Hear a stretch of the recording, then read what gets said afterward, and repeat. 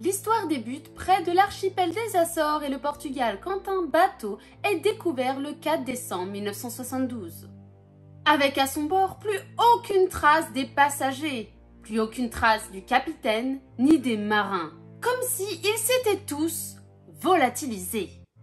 Disparu. Ouf.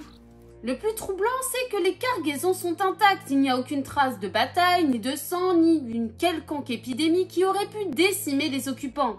Le journal de bord n'annonce rien, en tout cas aucun problème qui aurait pu engendrer ce phénomène mystérieux. Il s'arrête le 25 novembre, en n'indiquant rien qui pourrait annoncer le futur destin des passagers de la Marie Céleste. Alors tout le monde se met à hypothéser. Une tempête ? Une escroquerie à l'assurance, une attaque de pirates, des marins qui auraient fui le navire à cause d'un phénomène étrange ou inconnu, mais aussi un calamar géant, ou des extraterrestres, ou la fameuse malédiction du Marie Céleste appelée anciennement l'Amazone. Le bateau est alors amené à Gibraltar pour enquête, pour connaître la raison de l'étrange disparition du capitaine, de sa femme, de sa fille et des membres de l'équipage. La Marie Céleste est un brick goélette, c'est-à-dire un voilier à deux mâts avec un mât de misaine, avant, gréé entièrement en voile carré, et un grand mât, arrière, gréé entièrement en voile aurique. On peut voir sur ces images la Marie Céleste, appelée encore Amazone, sur une peinture de 1861. Le 20 octobre 1872, le capitaine Benjamin Briggs arriva au quai 50 sur l'East River à New York pour superviser le chargement de la cargaison à destination de Gênes, c'est-à-dire 1700 tonneaux d'alcool dénaturé impropre à la consommation, c'est-à-dire de l'alcool industriel. Une semaine plus tard, le capitaine fut rejoint par son épouse et leur fille. Le dimanche, Briggs a écrit à sa mère lui indiquant qu'il avait l'intention de prendre la mer. Le mardi, en ajoutant « Notre vaisseau est en parfaite condition et j'espère que nous aurons une belle traversée ». Le 5 novembre, la Marie Céleste quitta le quai pour s'avancer dans le port de New York, mais les conditions météorologiques étaient cependant médiocres et Briggs décida d'attendre. Il jeta donc son ancre devant Staten Island. Après que le temps se soit amélioré, le bateau prendra la mer le 7 novembre. Il a donc été retrouvé le 4 décembre 1872 avec personne à son bord. Sa découverte a été faite par l'équipage du Dei Gratia, commandé par le capitaine David Widmer House et qui venait également de New York. Après avoir vu le bateau à la dérive, le capitaine du Dei Gratia ordonna à l'équipage de manœuvrer le bateau pour atteindre la Marie Céleste, qui semblait dépossédée de ses occupants. Le Dei Gratia maintenant assez proche, le capitaine demanda aux passagers du Marie Céleste s'ils avaient besoin d'aide, mais aucune réponse ne fut donnée. Quand le capitaine a vu le nom du bateau, sa tête a changé. En effet, il connaissait très bien Benjamin Briggs. De plus, ils étaient partis presque en même temps de New York. Oliver Deveau, le second du capitaine, accompagné de John Johnson et de John Wright, embarquent donc sur la Marie Céleste. Et c'est à ce moment-là qu'ils vont observer que le bateau semble abandonné. Oliver inspectera donc le navire. Il verra de l'eau dans la cale inondée sur une hauteur d'environ 1 mètre. Quantité d'eau importante mais pas dramatique pour un navire de cette taille. Il trouvera une bourse avec 2 pièces de 10 $, des médaillons en or et une malle qui contenait des vêtements de femme mais aussi des broches et des bijoux. Il trouvera également une épée dans la cabine du capitaine ainsi que le journal de bord qui n'indiquait rien d'anormal jusqu'au 25 novembre, date de la dernière inscription où le capitaine avait inscrit sa dernière position au large des îles de Santa Maria. Ils trouveront aussi un harmonium, un instrument de musique à vent, à hanche libre, à clavier et à soufflerie. Alors il paraîtrait qu'il a vu que les cendres dans le fourneau étaient encore chaudes, que la table était dressée, qu'il y avait un poulet cuit sur la table pas encore entamé et qu'il y avait des tasses de thé chaudes prêtes à être consommées. De plus, le bateau contenait encore des vivres pour au moins 6 mois. Les effets personnels de l'équipage comme les sacs des marins, leurs bottes, leurs pipes sont restés intacts. Du linge séchait même sur les cordes. Apparemment, il a été raconté qu'il restait un témoin en bord de la Marie Céleste. Un chat noir aux beaux yeux verts, découvert par l'équipage de Dei Gratia. Mais cette histoire n'est pas vraiment sûre. Par contre, Le sextant, un instrument de navigation à réflexion servant à mesurer la distance angulaire entre deux points aussi bien verticalement que horizontalement, et le chronomètre, deux instruments de navigation importants, avaient disparu. La seule embarcation de sauvetage qui avait visiblement été tirée sur l'écoutille principale avait disparu aussi, tandis que l'habitacle abritant le compas avait été déplacé, sa protection en verre brisée. Après que Oliver ait fini son inspection, il ira faire son rapport à son capitaine au bord du Dei Gratia. Puis ils ramenèrent à Gibraltar la Marie Céleste après avoir fait quelques petites réparations. Le capitaine ne voulant pas laisser le navire de son ami Benjamin Briggs et puis ne voulant pas abandonner la précieuse cargaison qui était à bord. Arrivé à Gibraltar, le capitaine Morehouse ira voir les autorités pour demander sa prime de sauvetage.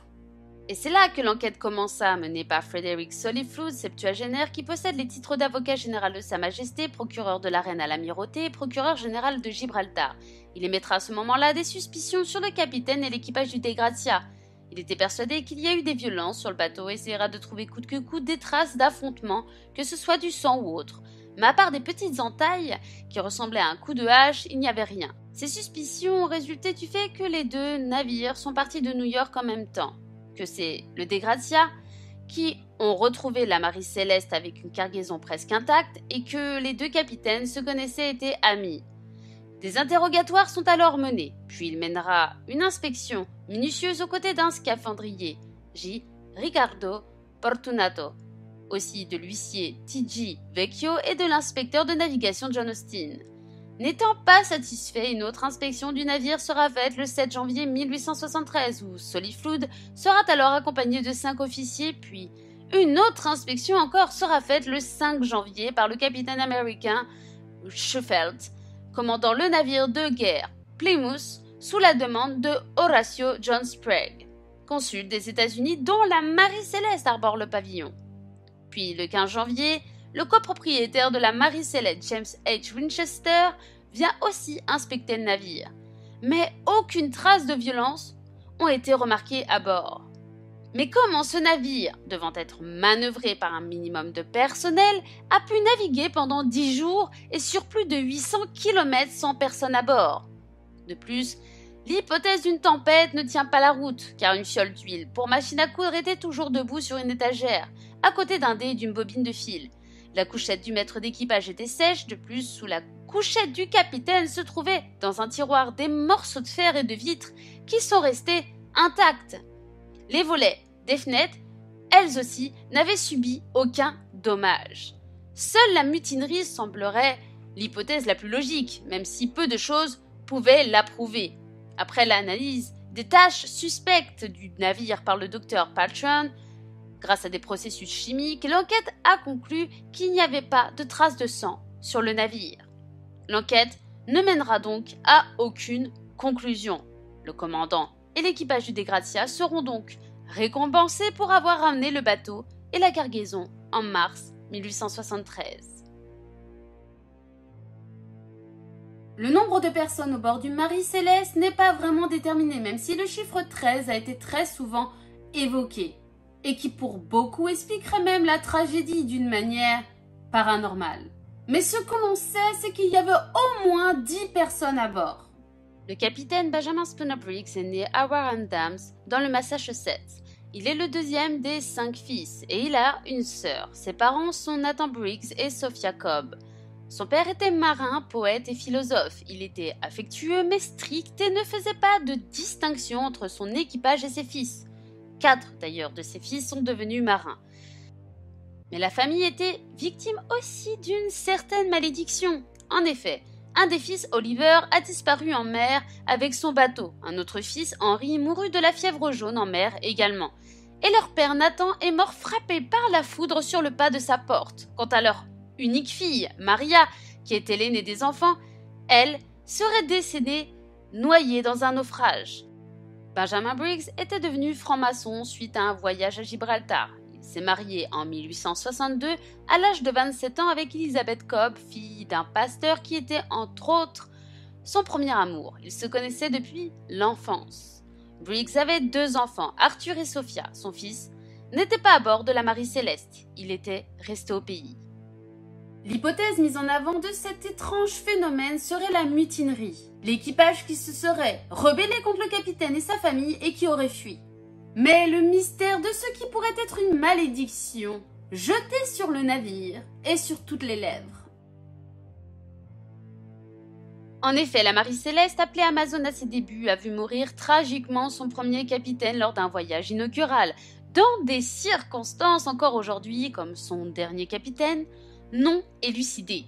En effet, le premier capitaine, Robert McClellan, serait tombé soudainement malade et serait mort le 19 juin 1861. Puis peu après, et toujours dans ce même voyage inaugural, le bateau heurta une épave et a failli couler. Puis plus tard, on dénombre plusieurs collisions provoquant des conséquences importantes sur le bateau. Ensuite, moins de 3 ans plus tard, le capitaine Henry Winchester, alors qu'il est aux commandes du bateau, se noya le 10 juin 1864 dans le port de Boston. En mars 1866, le bateau s'échoua au large de Key West en Floride, sous le commandement du capitaine Hutchins. Il fut réparé, puis en 1867, le bateau s'échouera encore une fois sur l'île du Cap-Breton en Nouvelle-Écosse. Laissé en tant qu'épave, il sera racheté par Alexander McBean de Glace Bay, qui le réparera. Moins d'un mois plus tard, McBean aurait vendu le bateau à un homme d'affaires local qui l'a revendu à Richard Haynes, un marin de New York, et en devient le capitaine. En décembre 1868, il l'enregistra comme un vaisseau américain au bureau des douanes du port de New York sous son nouveau nom de Marie Céleste. En octobre 1869, le navire fut saisi par les créanciers de Haynes et vendu à un consortium new-yorkais présidé par James Winchester. Au cours des 3 années qui suivirent, la composition du partenariat de copropriété du bateau évolua à plusieurs reprises, mais Winchester conservera toujours la part majoritaire. En 1872, le navire subit d'importantes modifications. Sa longueur passe à 31 mètres et sa largeur à 7,8 mètres et son tirant d'eau à 4,9 mètres.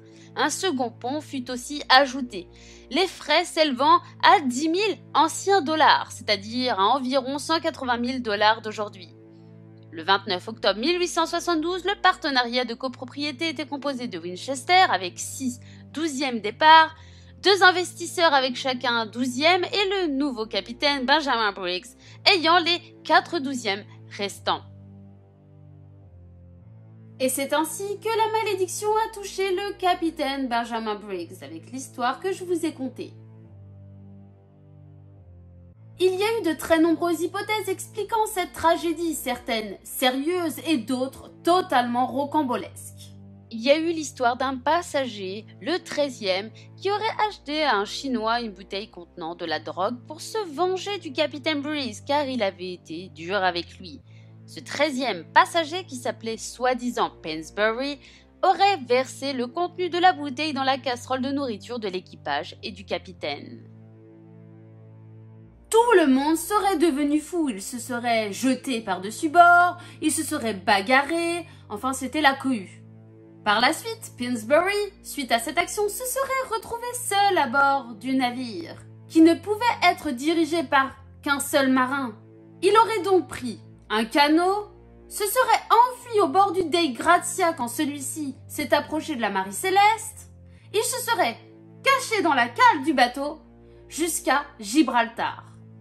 Mais apparemment, la personne qui aurait récolté le témoignage de Painsbury a voulu retourner sur les lieux de cet entretien, qui était un bar. Alors Bertin, celui qui aurait soi-disant interrogé ce fameux Painsbury, demanda au patron s'il avait vu dernièrement la personne avec qui il avait discuté.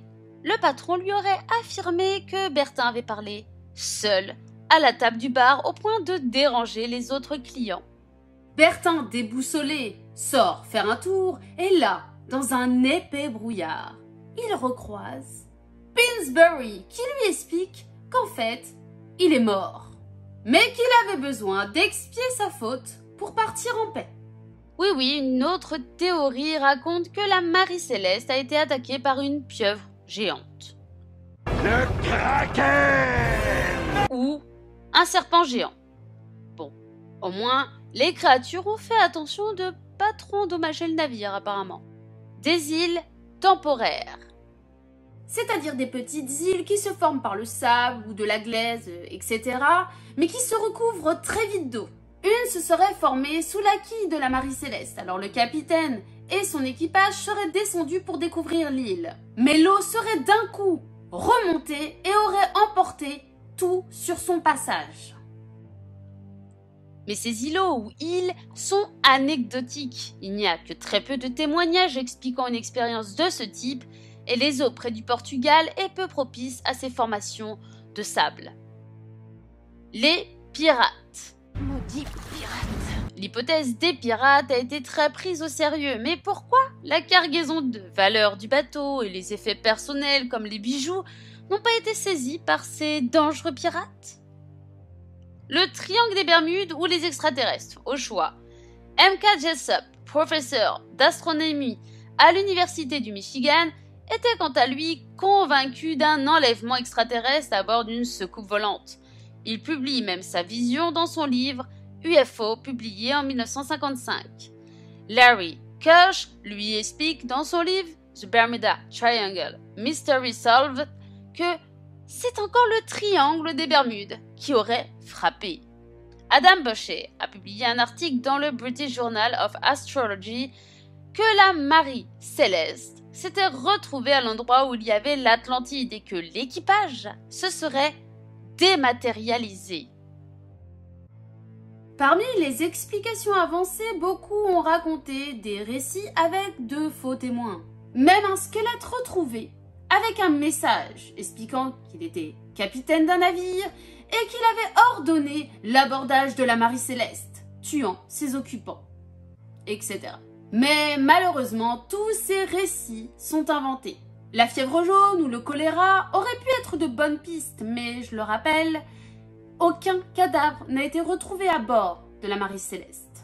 La mutinerie est une hypothèse valable, mais le capitaine Briggs avait très bonne réputation auprès des marins et était considéré comme quelqu'un de plutôt bon et juste. De plus, il ne faut pas oublier la présence de sa famille à bord. Le capitaine ne l'aurait pas mis en danger en provoquant l'équipage. Et si mutinerie il y a eu, où sont les mutins qui n'ont jamais été retrouvés et surtout comment se sont-ils enfuis?